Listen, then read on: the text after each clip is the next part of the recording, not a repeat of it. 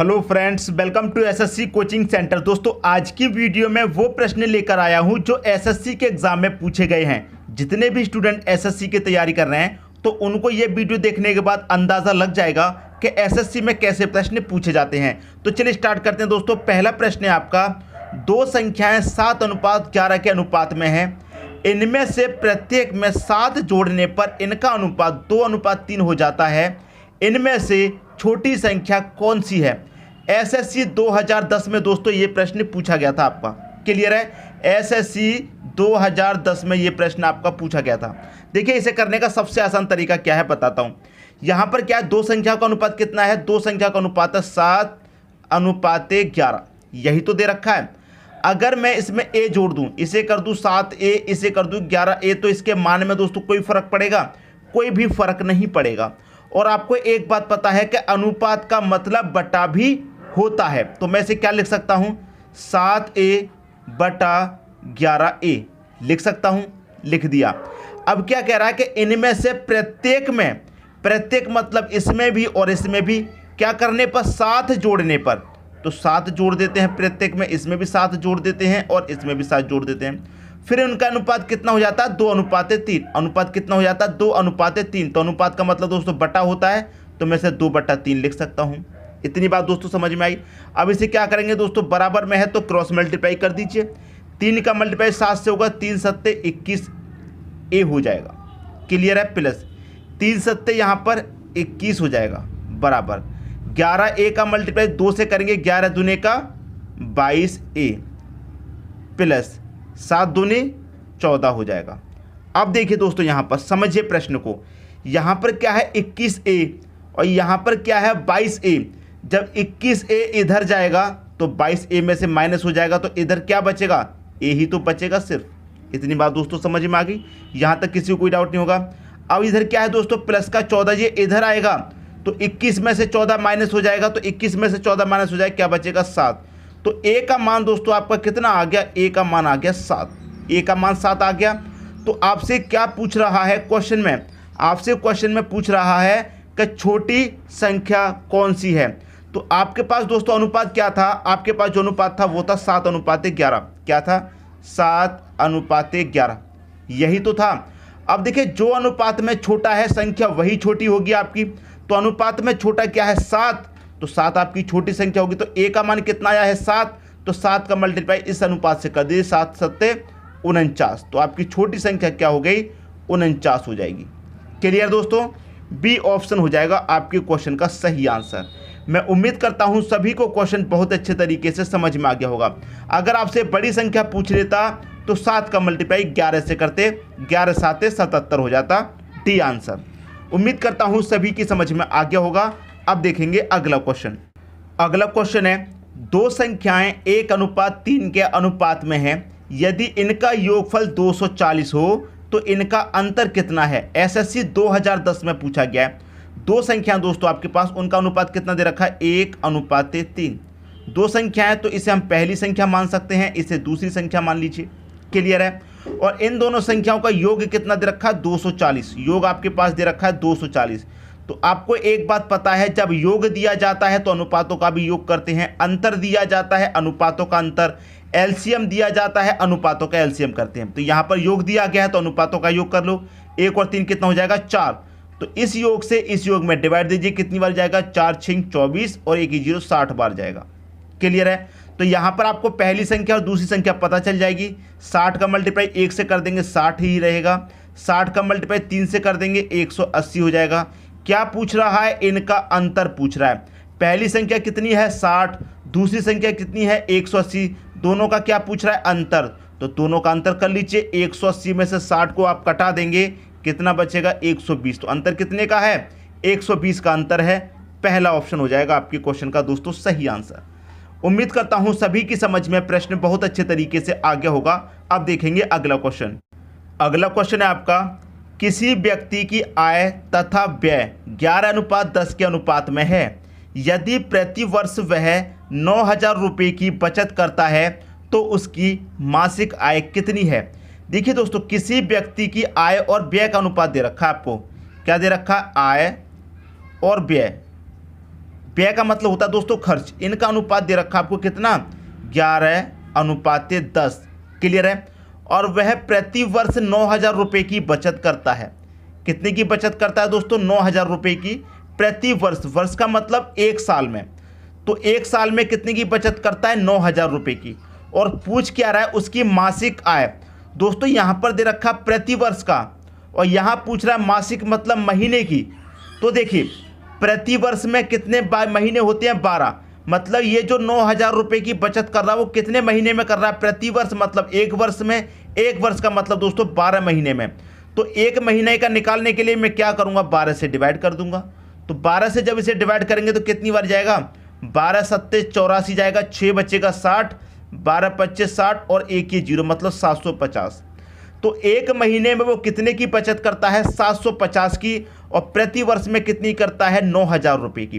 तो हमारा ये महीने का निकल के आ गया, एक महीने का। आपसे क्या पूछ रहा है, उसकी मासिक आय कितनी है। मासिक मतलब महीने की आय। अब हमारी बचत भी महीने की हो गई तो हम आय भी महीने की निकाल सकते हैं। क्लियर है। तो इस 750 का मल्टीप्लाई कितने से करेंगे, आय पूछ रहा है तो आय के अनुपात से कर देंगे। तो कर दीजिए, 11 का मल्टीप्लाई 0 में करेंगे तो 0 ही रहेगा। 11 का 5 में करेंगे, 11 पच्चे 55 का 5, कैरी का दोस्तों यहाँ पर 5 आ जाएगा। 11 का 7 में करो, 11 सत्ते 77 और कैरी का 5 उसमें जोड़ देंगे तो कितना हो जाएगा, 82। तो 8,250 है उसकी मासिक आय, 8,250। डी ऑप्शन हो जाएगा आपके क्वेश्चन का दोस्तों सही आंसर। मैं उम्मीद करता हूं सभी को प्रश्न बहुत अच्छे तरीके से समझ में आ गया होगा। अगर उसका महीने का खर्च पूछ ले तो 750 का मल्टीप्लाई कितने में कर देंगे दोस्तों, इतने में कर देंगे, 10 में। उम्मीद करता हूं सभी को समझ में आ गया होगा। अब देखेंगे अगला क्वेश्चन। अगला क्वेश्चन है 7:11 के प्रत्येक पद में किस संख्या को जोड़ने पर अनुपात 3:4 प्राप्त होगा। किस संख्या को जोड़ने पर होगा दोस्तों, नहीं पता। एसएससी 2010 में प्रश्न पूछा गया। तो यहाँ पर क्या दे रखा है, 7:11। तो अनुपात का मतलब दोस्तों क्या होता है, बटा भी होता है, ये मैं पहले बता चुका हूँ। पूछ रहा है किस संख्या को जोड़ने पर। जब आपको नहीं पता तो आप कोई भी संख्या को जोड़ लीजिए, एक्स जोड़ लीजिए, वाई मान लीजिए, के मान लीजिए। हम यहाँ पर के जोड़ देते हैं। क्लियर है। दोनों ही संख्या में जोड़ेंगे दोस्तों। क्लियर, क्योंकि प्रत्येक पद में जोड़ना है। उसके बाद क्या होता है, जोड़ने पर अनुपात हो जाता है 3:4। तो अनुपात का मतलब बटा भी होता है, तो 3/4 लिख देंगे। अब क्या हो जाएगा दोस्तों, इसको क्रॉस मल्टीप्लाई, तो 4 का मल्टीप्लाई 7 से करो, 4 सत्ते कितना हो जाएगा, 28 प्लस 4 का के से करेंगे तो ये कितना हो जाएगा, 4 के बराबर 11 का मल्टीप्लाई 3 में करेंगे कितना हो जाएगा, 33 प्लस के का मल्टीप्लाई 3 से करेंगे कितना हो जाएगा, ये 3 के हो जाएगा। अब देखिए ये के है, यहाँ पर भी के है, तो के वाले एक तरफ ले लो। तो 4 के है और इधर 3 के, जब ये 3 के इधर आएगा तो माइनस हो जाएगा 4 के में से, तो क्या बचेगा, सिर्फ आपके पास के बचेगा।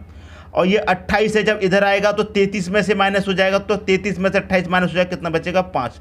तो के का मान कितना आ गया, 5। तो के का मान ही तो आपसे पूछ रहा है कि किस संख्या को जोड़ने पर, 5 जोड़ने पर। तो डी ऑप्शन हो जाएगा आपके क्वेश्चन का दोस्तों सही आंसर। प्रत्येक संख्या में हम 5 जोड़ेंगे तो अनुपात हमें कितना मिलेगा, 3:4 मिलेगा। उम्मीद करता हूं सभी की समझ में क्वेश्चन आ गया होगा। अब देखेंगे अगला क्वेश्चन। अगला क्वेश्चन है, दो संख्याएं 3:4 के अनुपात में है तथा एलसीएम 84 है, तो इनमें से बड़ी संख्या क्या होगी। एसएससी 2010 में पूछा गया था। दो संख्याएं दोस्तों आपके पास, ये पहली संख्या और ये होगी आपके पास दूसरी संख्या। दोनों का अनुपात कितना दे रखा है, 3:4। और इनका आपको एलसीएम कितना दे रखा है दोस्तों, आपको इनका एलसीएम दे रखा है 84। तो मैंने आपको क्या बताया, अगर योग दिया जाए तो अनुपातों का भी योग करते हैं, अंतर दिया जाए अनुपातों का भी अंतर, अगर एलसीएम दिया जाए तो अनुपातों का भी क्या करते हैं, एलसीएम। तो अनुपातों का आप एलसीएम ले लीजिए, 3 और 4 का एलसीएम कितना आएगा, 12। तो इस एलसीएम में इस एलसीएम से डिवाइड दे दीजिए, तो 12 से डिवाइड करेंगे कितनी बार जाएगा, 12 सत्ते 84, 7 बार चला गया। आपसे पूछ रहा है बड़ी संख्या क्या होगी, तो जो अनुपात में बड़ा है वही बड़ी संख्या होगी। तो अनुपात में बड़ा क्या है, 4। तो 7 का मल्टीप्लाई 4 से कर दो, 4 सत्ते कितना हो जाएगा, 28। तो बड़ी संख्या क्या है दोस्तों, 28 हो जाएगी। सी ऑप्शन हो जाएगा सही आंसर। अगर छोटी संख्या पूछ ले तो छोटे अनुपात वाली में डिवाइड कर मल्टीप्लाई कर दीजिए। दोनों का योग पूछे तो इसका 28 निकल के आ गया, इसका भी निकाल लो, 4 7 दिया कितना हो जाएगा, 21। योग पूछे तो दोनों को क्या कर देंगे, प्लस।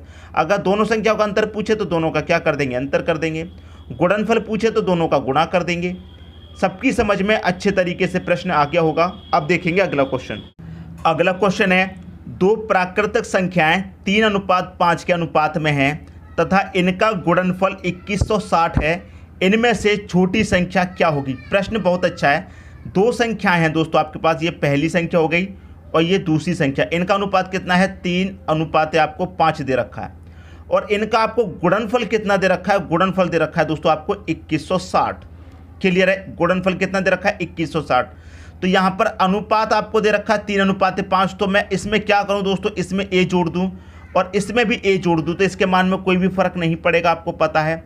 और मैंने आपको क्या बताया, जब योग दिया जाए तो अनुपातों का योग, एलसीएम दिया जाए अनुपातों का एलसीएम। अब यहाँ पर गुणनफल दिया गया है तो अनुपातों का भी क्या करेंगे, गुणनफल कर लेंगे। तो अनुपातों का गुणनफल कितना आएगा दोस्तों, कितना आएगा 3 × 5 = 15 और a का a से मल्टीप्लाई होगा तो a² आ जाएगा। क्लियर है, तो इसका गुणनफल कितना आया है, इतना, और आपको गुणनफल दे रखा है, इसका मतलब क्या है 15a² बराबर कितना हो जाएगा 2160 की हो जाएगा। किसी को कोई भी डाउट नहीं होगा। अब कटा लीजिए दोस्तों, 15 से मैं से कटाऊंगा तो कितनी बार कटेगा, 15 एकम 15, 6 बचेगा 66, 15 चौके 60, 6 बचेगा 60, 15 चौके 60, तो a² बराबर कितना हो गया 144। a का मान आपको चाहिए, तो यहाँ पर क्या है स्क्वायर, जब इसके ऊपर आएगा तो इसके ऊपर क्या लग जाएगा, रूट लग जाएगा, मतलब रूट 144। अब रूट को जब बाहर ले आके आएंगे दोस्तों तो 144 का वर्गमूल कितना होता है, 12 होता है। तो आपका a का मान आपको कितना चला गया पता, 12 पता चल गया। a का मान दोस्तों कितना हो गया आपका, 12 हो गया। आपसे पूछ रहा है छोटी संख्या क्या होगी। अब देखिए अनुपात में जो छोटा है वही छोटी संख्या होगी। अनुपात में छोटा कौन है, 3, तो 12 का मल्टीप्लाई दोस्तों 3 से हो जाएगा, 12 त्रिक का कितना होता है 36, तो छोटी संख्या आपकी 36 हो जाएगी। यही हो जाएगा आपके प्रश्न का सही आंसर, पहला ऑप्शन। उम्मीद करता हूं सभी को क्वेश्चन बहुत अच्छे तरीके से समझ में आ गया होगा। एसएससी में पूछे गए प्रश्न हैं सभी के सभी। अब देखेंगे अगला क्वेश्चन। अगला क्वेश्चन है, यदि 1000 को a तथा b में 3:2 के अनुपात में नियुक्त करें तो a को प्राप्त होंगे। ये प्रश्न भी एसएससी 2010 का है। आपको देखिए कौन कौन दिया गया है, a और b हैं, इनका अनुपात भी दिया गया है 3:2 और आपको इन दोनों का योग भी कितना दिया गया है, 1000 इनका योग है। जब आपके पास योग है तो अनुपातों का भी योग करेंगे, तो 3 और 2 कितना हो जाएगा 5, तो इस योग से इस योग में आप डिवाइड दे दीजिए। 5 से डिवाइड कितनी बार जाएगा, 5 दूने का 10, 2 बार जाएगा, और 1 0 ये वाला, 1 0 ये वाला, कितने हो गए दोस्तों 2 0, मतलब 200। क्लियर है। आपसे पूछ रहा है a को प्राप्त होंगे, तो a का अनुपात कितना है दोस्तों 3, तो a से मल्टीप्लाई कर दीजिए 2 का मल्टीप्लाई 3 से करेंगे कितना हो जाएगा 6 और 2 0 मतलब 600। तो a को कितने प्राप्त होंगे दोस्तों 600 प्राप्त होंगे। b का पूछ ले तो 200 का मल्टीप्लाई b से कर दो, कितना हो जाएगा 2 दूने का 4 मतलब 400। तो b को कितने प्राप्त होंगे 1000 में से 400। a को कितने प्राप्त होंगे 600, दोनों का योग करेंगे 600 400, आपका 1000 ही तो आ जाएगा। अगर यहाँ पर दोनों का अंतर पूछता तो 600 में से 400 घटा देंगे तो कितना आ जाएगा 200 आ जाएगा। उम्मीद करता हूँ सभी को क्वेश्चन अच्छे तरीके से समझ में आ गया होगा। अब देखेंगे दोस्तों अगला क्वेश्चन। अगला क्वेश्चन है आपका, ए बी तथा सी में 1050 को इस प्रकार विभक्त किया गया है कि ए का भाग बी तथा सी के संयुक्त भाग का 2/5 हो, तब ए को मिलेंगे। ए को क्या मिलेगा ये पूछ रहा है, एसएससी 2010 का ये प्रश्न है। देखिए दोस्तों यहाँ पर क्या कह रहा है, ए का मतलब दोस्तों क्या, मल्टीप्लाई, बी तथा सी के, बी और सी दोनों की बात कर रहा है, तो मतलब बी प्लस सी के। क्लियर है, बी प्लस सी के का मतलब दोस्तों क्या, मल्टीप्लाई, कितना है 2/5 है। इतनी बात आपको समझ में आ गई, कितना है दोस्तों 2/5 है। क्लियर, इतनी बात 2/5 हो तब ए को मिलेंगे। अब देखिए यहाँ पर क्या है ए, तो ए का मान कितना है दोस्तों 2 है, और यहाँ पर क्या है बी प्लस सी, तो बी प्लस सी का मान दोस्तों क्या है 5।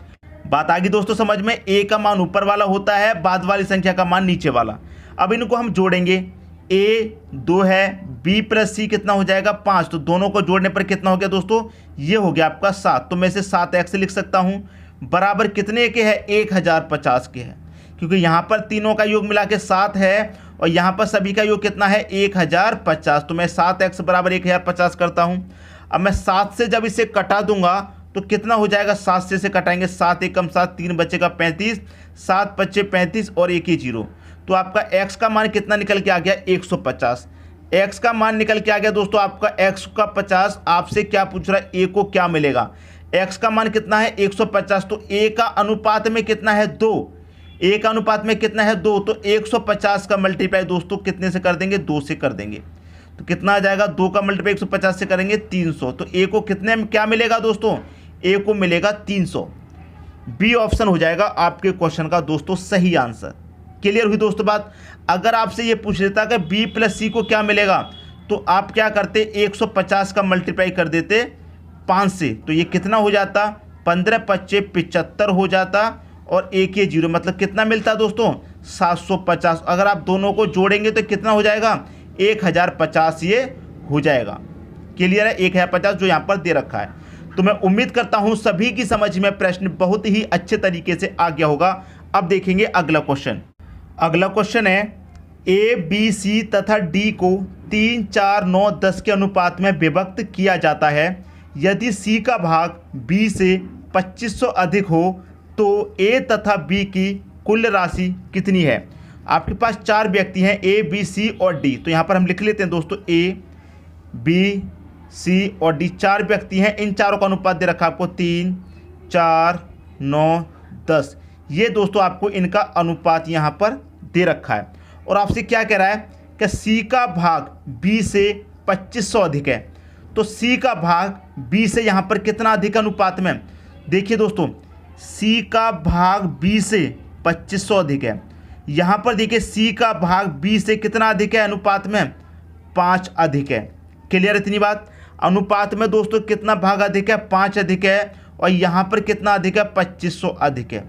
तो एक का मान कितना हो जाएगा, 5 एकम 5 5 25 25 और 2 जीरो मतलब 500। तो एक का मान कितना हो गया, एक का मान हो गया 500। आपसे पूछ रहा है ए और बी की कुल राशि कितनी है। ए और बी की कुल राशि मतलब ए और बी का योग पूछ रहा है, तो अनुपात में ए और बी का योग दोस्तों कितना है, 3 और 10 13। क्लियर है, ए और डी। यहाँ पर दोस्तों मिस्टेक हुआ है, ये ए और डी की बात कर रहा है। क्लियर है, अगर ए और बी की बात कर रहा है तब भी आप निकाल सकते हैं, लेकिन यहाँ क्वेश्चन जो था वो ए और डी की बात कर रहा है। तो ए और डी का कुल योग कितना है, 3 और 10 कितना हो गया दोस्तों 13। तो 500 का मल्टीप्लाई 13 से कर दीजिए, आंसर आ जाएगा। ठीक है, 13 25 कितना, 13 5 65 और 2 जीरो मतलब 6500। डी ऑप्शन हो जाएगा सही आंसर। क्लियर है। अगर आपसे ए और बी की पूछे तो ए और बी का अनुपात कितना है, 3 और 4 कितना हो गया, 7 हो गया। तो 7 का मल्टीप्लाई कितने से कर देंगे, 500 से कर देंगे। तो 7 25 कितना 35 और 2 जीरो कितना 3500 हो जाएगा दोनों का योग। किसी का भी पूछ ले आप मल्टीप्लाई कर दीजिए, उनका योग करके आंसर आ जाएगा। मैं उम्मीद करता हूं सभी को प्रश्न बहुत अच्छे तरीके से दोस्तों समझ में आ गया होगा। दोस्तों यदि वीडियो पसंद आया तो लाइक करें और दोस्तों में भी शेयर करें। यदि आपने हमारे चैनल को अभी तक सब्सक्राइब नहीं किया है तो कर लीजिए और बेल आइकन का बटन भी दबा दीजिए दोस्तों। धन्यवाद।